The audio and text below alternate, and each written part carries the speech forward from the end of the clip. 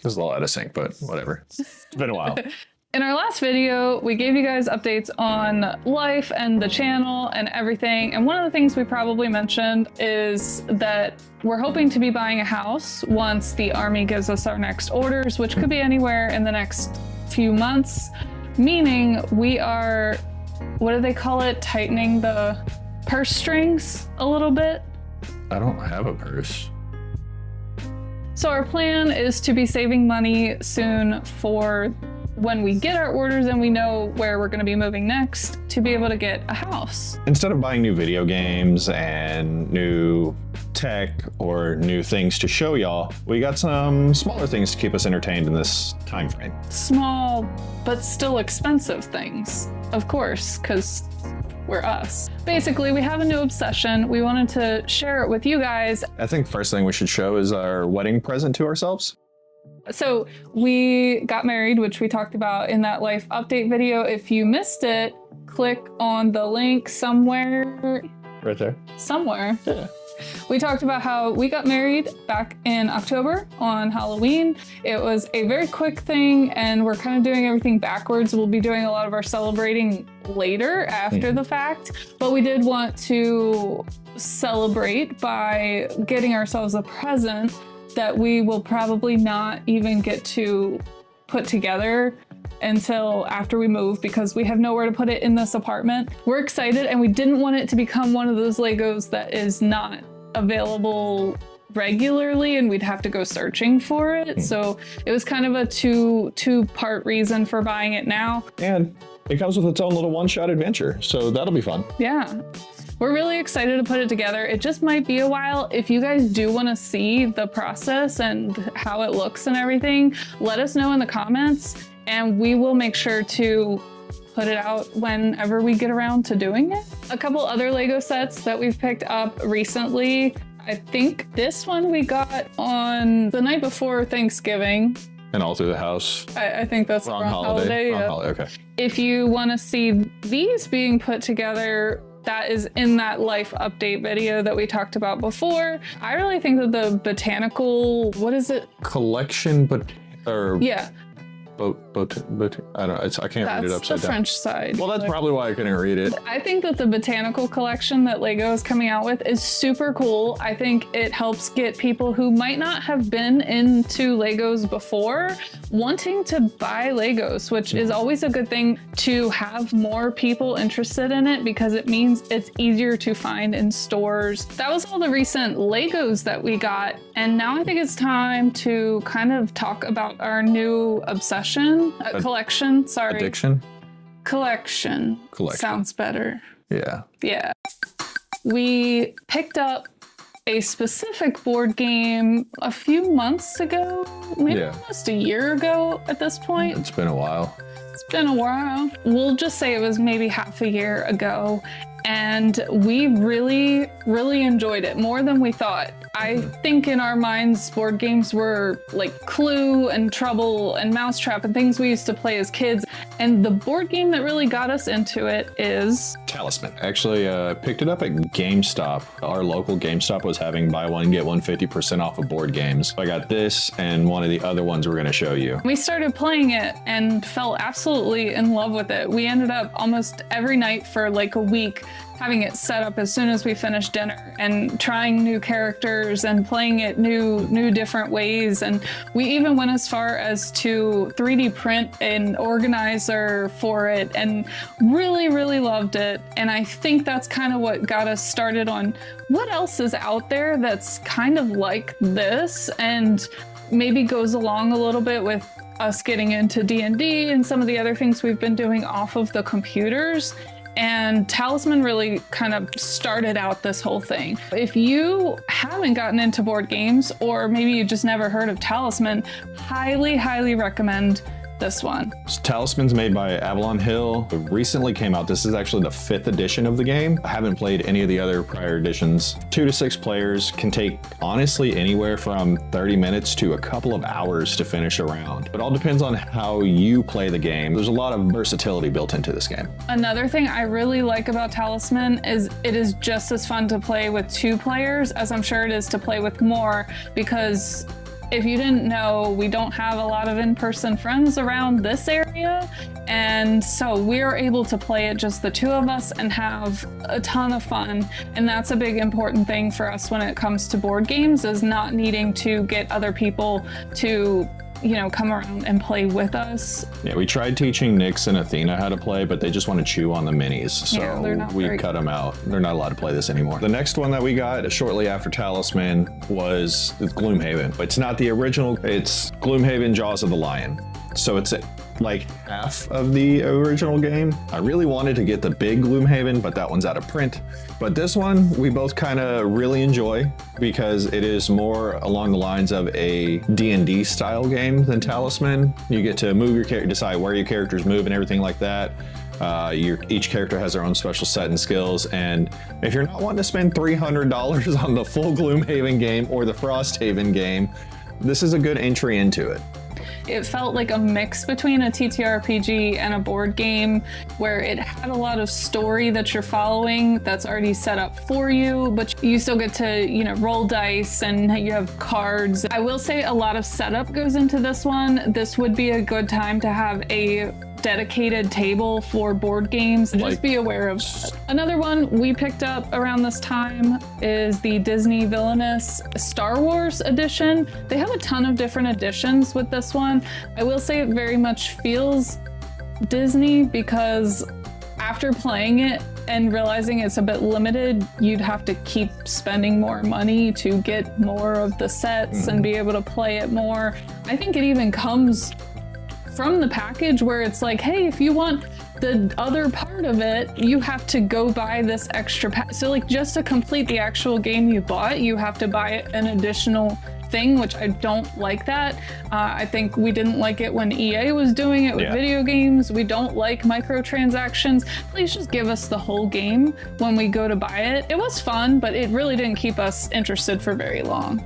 No, I think we played through all the different characters and about one time a piece, and that was the end of the Disney Villainous. The next two games that we got are more of like the crime-solving games. We got these at Barnes & Noble. The first one that's not here is Hunt a Killer. It's the Death at a Dive Bar. I loaned that out to a friend so him and his wife could have date night almost a year ago.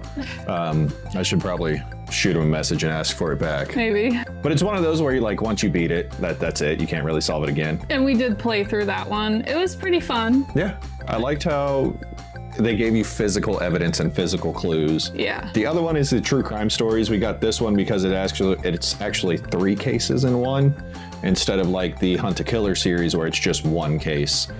We actually have yet to play this one. And there is a third one not pictured here because it's up at my mom's house. We played it with her last Thanksgiving and left it up there to play again this Thanksgiving and didn't get back into it, but it's the Sherlock Holmes one. Yeah. And that one, it made me feel very dumb. So if you're gonna play that one, make sure you are focused and paying attention to everything in there. If you don't want to feel dumb, maybe leave it. Maybe don't play that one. It was very complicated. You know how there's some games that when you find the clues that you missed, or it tells you about the clues you missed, you're like, oh man, I can't believe I missed that. This one, when it told you about the clues you missed, it's like, how was I supposed to know? Yeah. It makes no sense, but it's very, very challenging. The next game we ended up getting was this Mansions of Madness, which I think is Lovecraftian? Yeah. Right? Like a Lovecraftian horror.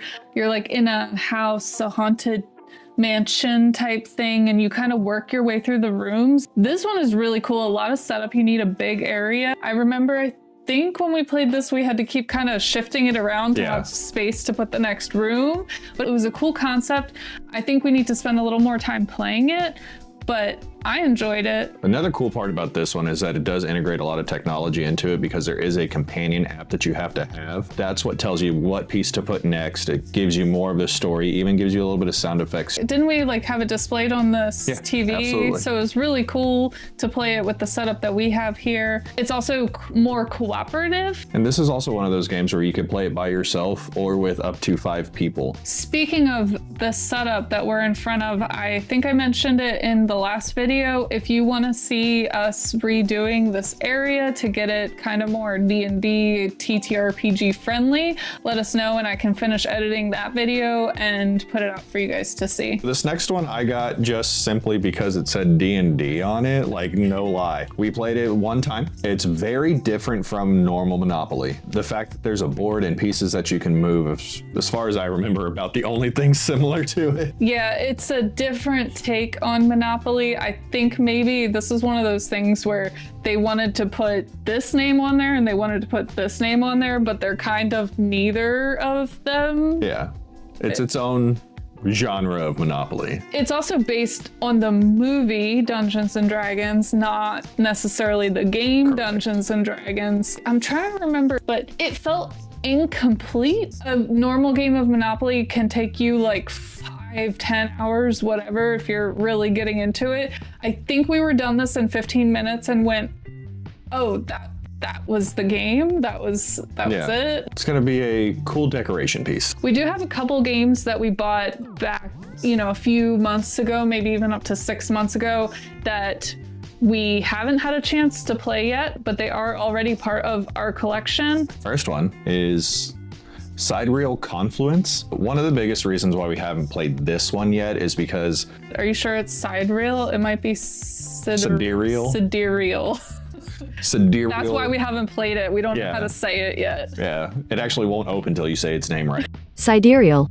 We haven't played yet because it's really more for like 4 to 9 players. We're missing 2 friends. So the application to be our friend is down below. But I picked this one up because to me, this is an interesting concept to a game. It's more of an economic negotiation type game. This was one of them that I bought at GameStop when they were having their buy one, get one 50% off sale. Also, unlike a lot of the other board games that we have bought and also that you see a lot, instead of being fantasy, it's more sci-fi. So it's cool to have in our collection. This is another one we haven't had the chance to play yet. This is a solo or cooperative game. I actually picked this up at my local game shop. He had it sitting on the shelf for quite some time and I legitimately dusted it off to see what it was. So he cut me a good deal on it and he actually gave me some of the premium edition miniatures that came with the game. The art on the side is gorgeous. It's really, really cool looking. And I am not gonna lie, I am totally the type, I will buy books based on what the cover looks like. I've picked out board games already that I want just because I think that they're really cool looking or that they're just really pretty packaging. I will be influenced to buy something because it looks good. This mixes the TTRPG and board game aspects because it's a dungeon diving game. Everything that we talk about in the rest of this video is things that we've picked up in the last 2 weeks. We're filming this basically right after Thanksgiving. We picked up a lot of these as Black Friday deals or whatever the case may be, but we have a few we picked up that I consider to be more like party games or casual games. Every time we go up to my parents, we always go to the Micro Center, and this is the first time I didn't spend money on a new keyboard or something fun for my computer. I got the new keyboard. Well, he did, but that's not the point. This was the first time I didn't go in there and buy anything computer or tech related. Instead, I bought a $15 card game that ended up being a complete addiction for my mom and I for the rest of the time that we were up there. We almost put off Thanksgiving dinner because we were so obsessed with playing this game. It is so much fun, super easy to learn, and you can play anywhere from 1 to 5 players. And that is very unusual to have a game that is so simple, so easy, and you can play it either 1 person, 2 people, anywhere up to 5. And we tried all of those because I played it once by myself, and we at one point had Alex, me, my mom, my sister, and my brother-in-law all playing it. It is a lot of fun. You're just trying to build up numbers in a certain way. I actually left our copy with my mom because she liked it so much. This is a new copy. Because I like the original so much, I found this one, the face-to-face, which you're actually dueling against someone else, and I picked this one up too. We haven't had a chance to play it, but I think it'll be just as fun as the original. Highly recommend, especially if you're looking for kind of like a cheap, simple, fun game. Only thing that I have to say about it is everybody out there who knows the name of this, it's the game, you just lost. Sorry. The next one in the more casual type games. Psycho Killer. Picked this one up at GameStop. It was less than 20 bucks for the game. Thought it sounded pretty cool. Gave it a shot. It's a pretty interesting concept to the game. Everybody's trying to survive, but you can also backstab other players by giving them more injury points and stuff along those lines. It's a pretty fun party game without anything like too serious to it. Probably not like in my top 5, but it's not a bad game. The last more casual one that we picked up, definitely a party game. We've played it through Discord. I don't think it's still an option on Discord. What do you mean? It kind of follows Cards Against Humanity type rules. So if you're familiar with that, it'll be easy enough to pick up, but you're using memes as a response. It's going to be a good time as long as you're playing with similarly minded people, and definitely not something I think I'd play with like my mom. Oh no, definitely not. Those are all the more casual party type games that we've picked up more recently. One that we picked up at a local game shop up there, it is the Princess Bride game. If you like the movie, I would say get it, even if it's just for kind of the nostalgia. Yeah, I guess like the nostalgia, the vibes of it. We played through the whole game with my mom, and it didn't take us incredibly long. It can be played 1 to 4 players. You're going along basically the main points of the movie. So if you aren't a fan of the movie, you're probably not gonna care about this game.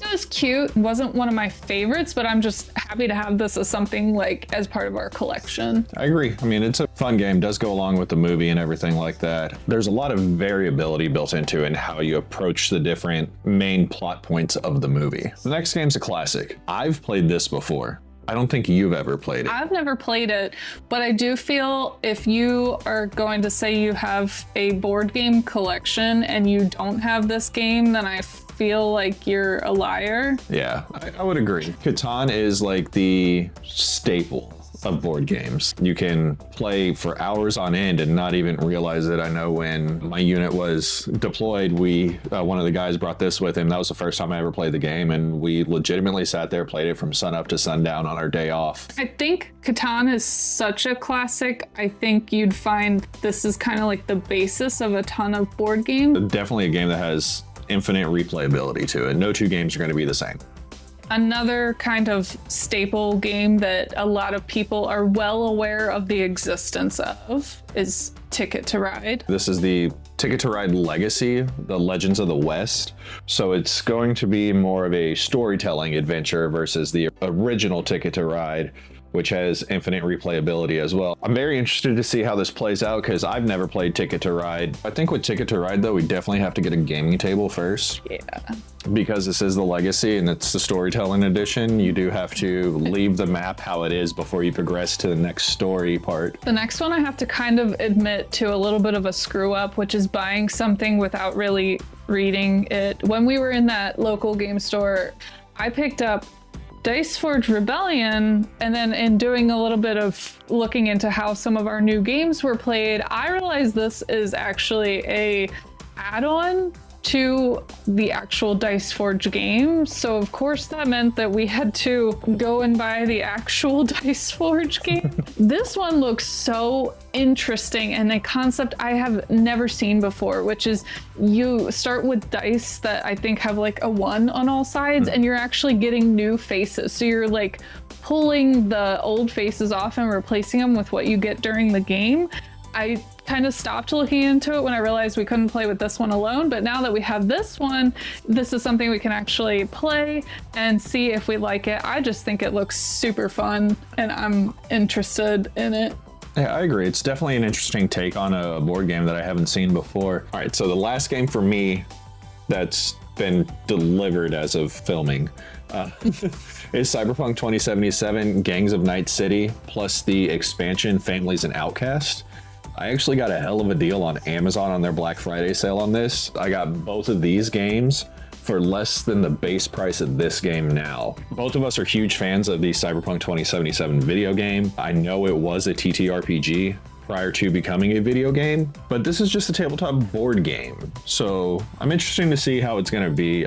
I'm looking forward to playing this one. Yeah, and right before he bought this, he was like, I kind of want more of a sci-fi, cyberpunky type board game. That's the next one I want to buy. And then like the next day this showed up and I was like, okay. There are 3 more games that are in shipment still. They were mostly bought during like Black Friday sales or recent sales that popped up, which is the only reason that we've bought them. I bought Everdell on Amazon and it hasn't even shipped yet. I'm actually getting a little bit worried, so that may or may not come in.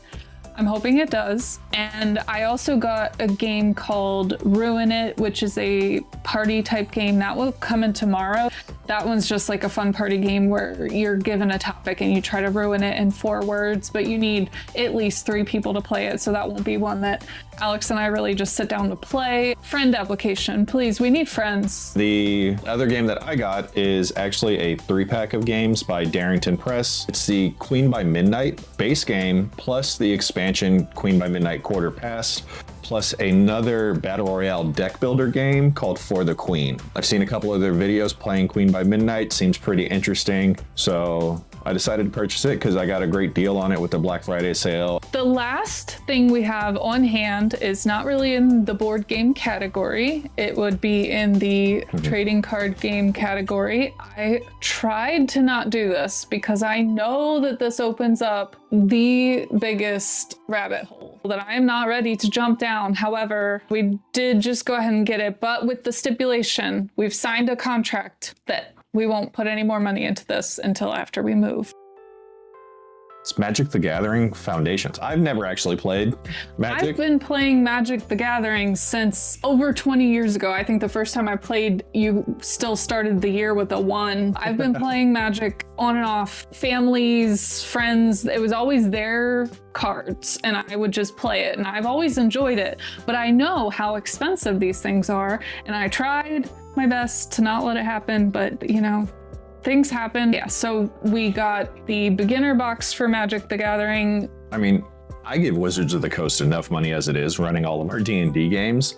So I think I'll just keep giving them money for D&D stuff. Yeah, it's probably a good idea. If you saw any board games that we showed today that you want more information on, or if you'd like to see examples of them being played, let us know. If you have any suggestions for board games that you would like to recommend or anything along those lines, drop a comment down below. If you want to see how we set up our dining room to be more of a D&D, initially it was for D&D, now it's probably going to be more of our board game area since we have so many that we need to play. Leave us a comment on that. I think the only other thing we need to say is, Okay, love you, bye. Bye.